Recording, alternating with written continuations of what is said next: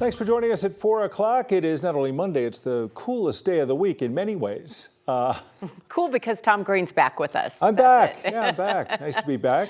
We appreciate this weather. I'm Kim Christensen. We're going to get to our forecast with Kathy in just a moment. First, though, we want to start with some breaking news at this hour. A house fire quickly spread in Denver this afternoon. This is video from Sky 9 over the scene in the Elyria-Swansea neighborhood near East 47th Avenue and Vine. You can see they got fire crews out there putting a lot of water on it right now, taking care of the hot spots. The entire yard appears to be burnt and mostly gone, what they have there. Denver Fire says crews first responded to a house fully engulfed in flames, and they say that fire then spread to another nearby structure. Always scary on these days in the summertime. No injuries reported so far. We also have a crew on the ground, so as we gather more information, we'll bring it to you. Let's take a live look outside. We stayed in the 80s again. Shh, no complaining about that. Today's the last cool day, though, for a while because things are heating up.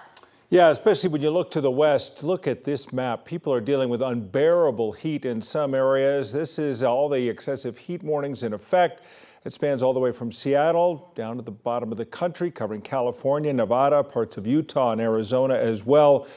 Kathy's with us now. We talk about a cool day here with warmer weather coming, but those people have been really put to the test. It's been an extended heat wave, Tom, so California is dealing with high fire danger, multiple wildfires, and excessive heat, and warnings for that excessive heat. And that heat wave, that warm air, is headed for Colorado. We're going to get another day to kind of enjoy this mild summer heat, but triple-digit highs are coming at the end of the weekend for next weekend, and we'll be in record territory for several days. We are tracking a couple of thunderstorms south of Denver tonight, and temperatures today, as Kim, you mentioned, very nice. The average high is 90. We're at 82 at DIA, 83 in Lamar, 84 in Sterling, but the heat is building out across Utah and the western slope. The winds, thankfully, are fairly light out of the east and southeast. Thunderstorms to the south are tracking south along the I-25 corridor through Pueblo, Walsenburg, and Trinidad. We did have one cell that did drop a little bit of hail right along that Colorado-New Mexico line, and that's kind of the area that we're watching for the potential for some stronger convection as we move into the 7 to 8 o'clock hour tonight. And in the Denver metro area, warm and dry, but not too hot, not just yet. That's going to be changing. We're going to break down this extended forecast and talk about the record potential we've got coming up for Friday, Saturday, and Sunday. We were going to have that for you just ahead. Thanks, Kathy. Right now, Tropical Storm Beryl made landfall once again, this time in Texas, hitting the Gulf Coast and causing lots of problems in Galveston and Houston. Here's a live look at the storm track right now. 2 people were killed after trees fell on their homes. Meanwhile, more than 2 million people are without power. Coming up at 4:30, we're going to have more on the storm's impact in Texas. Developing this afternoon, a teen could be charged for vehicular assault after causing a single car crash early this morning. It happened in the southbound lanes of I-25 near 8th Avenue. 5 people were inside the car, all teenagers, 2 of them younger than 18. All 5 went to the hospital, 2 of them with serious injuries. Denver police arrested the driver and say impairment is a possible cause for the crash. Traffic closed for about 3 hours during the investigation. And right now, Aurora police are looking for the person they say shot 3 teens and killed one of them. Officers say this happened during a big party in Highland Hollows Park. About 100 people were there. Aurora police say this shooting was not a random act of violence and stemmed from a fight within the party. A 14-year-old girl died. 2 others were hurt. Aurora police have not identified a suspect, but they say they believe this was an isolated incident. 3 people were hurt when something went very wrong during a fireworks show in Steamboat Springs over the weekend. CPW saying it was a malfunction that caused several fireworks to go off at the same time on Saturday night, and people watching the show on Steamboat Lake knew something was wrong immediately.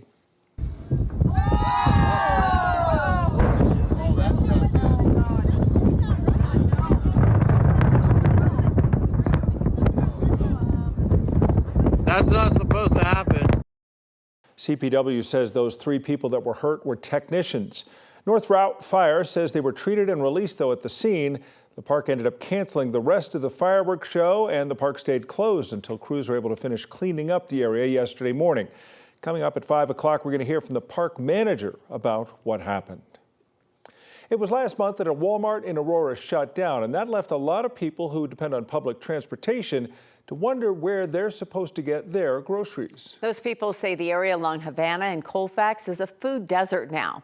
As our Janelle Finch reports, a man living nearby is growing his own produce to help his neighbors who need it.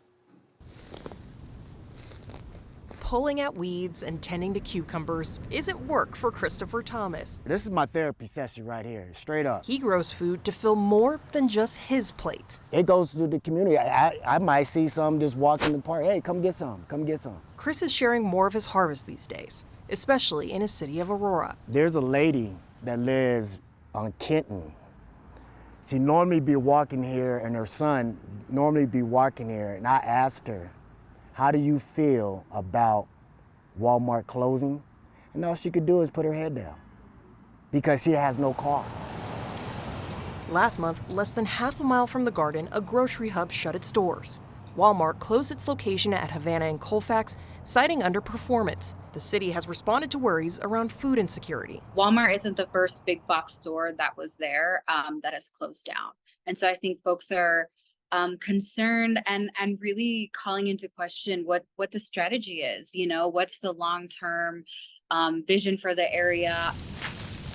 Chris says he knows people need a solution. While his garden doesn't have every fruit or vegetable, Squash, cucumbers, he knows what he does have. cilantro. And what he has, the community can count on. Very important to grow your food, very important to stay with it, very important to learn it, fall in love with it, and you won't have no worries.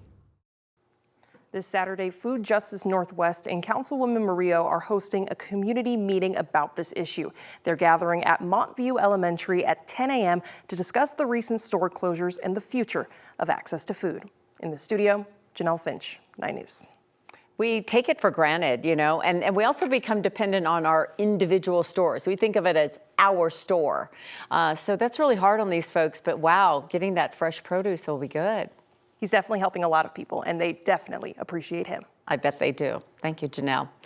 Tonight, Aurora City Council will decide if voters will see another pit bull question on the November ballot. Voters in Aurora decided to ban pit bulls in 2014, and then in 2021, City Council lifted the ban. A man who voted in favor of it filed a lawsuit claiming the city disregarded the choices of the people they represent. An Aurora District judge agreed, saying the ordinance could only be changed by another vote. If City Council does decide to put the issue on the November ballot, the city estimates it'll have to pay nearly $300,000 to host a special election.